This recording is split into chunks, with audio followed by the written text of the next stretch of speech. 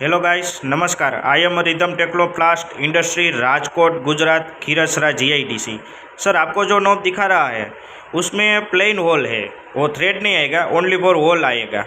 वो आपको 10 mm, 12 mm, 8 mm, 6 mm जो साइज में चाहिए वो होल आपको मिल जाएगा। इंच का, चूड़ी में, सूट में, में, जो साइज का आपको होल चाहिए वो मिल जाएगा।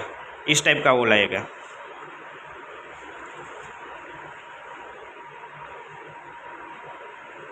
ओनली वो प्लेन वॉल है, देखो उसमें थ्रेड नहीं आएगा, वॉल ही है, ओनली फॉर प्लेन वॉल।